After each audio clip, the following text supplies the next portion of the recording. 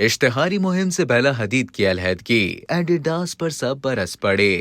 کھیلوں سے متعلق اشیاء بنانے والے معروف جرمن برانڈ ایڈیڈاس کو فلسطینی نژاد امریکی سپر ماڈل بیلا حدید کو اپنی ایک تشہیری مہم سے الگ کرنے پر شدید تنقید کا سامنا کرنا پڑ رہا ہے اور سوشل میڈیا پر اس کے بائیکاٹ کا مطالبہ بھی کیا جا رہا ہے۔ بیلا حدید ایڈیڈاس کے جوتوں کے ایک اشتہار کا حصہ، لیکن کمپنی کی جانب سے انہیں تشہیر کے لیے استعمال کرنے پر کچھ اسرائیلی تنظیموں نے غم و غصے کا اظہار کیا تھا۔ جرمنی میں اسرائیلی سفارت خانے نے یہاں تک کہا تھا کہ بیلا حدید ماضی میں یہود مخالف خیالات پھیلاتی رہی ہیں اور انہوں نے لوگوں کو یہودیوں اور اسرائیلیوں کے خلاف تشدد پر اکسایا ہے۔ خیال رہے کہ فلسطینی نژاد امریکی پراپرٹی ٹائکون محمد انور حدید کی بیٹیاں بیلا حدید اور جی جی حدید فلسطین میں جاری جنگ میں متاثر ہونے والے افراد کے لیے آواز اٹھانے میں پیش رہی ہیں۔ بیلا حدید کا انتخاب ایڈیڈاس نے SL72 اسنیکرز کی اشتہاری مہم کے لیے کیا تھا۔ یہ اسنیکر پہلی مرتبہ 1972 کے اولمپکس کھیلوں کے لیے تیار کیے گئے تھے اور اب انہیں دوبارہ پیش کیا گیا ہے۔ 1972 کے اولمپکس کے دوران ایک فلسطینی عسکریت پسند گروپ کے حملے میں 11 اسرائیلی ایتھلیٹس اور ایک جرمن پولیس اہلکار ہلاک ہو گئے تھے۔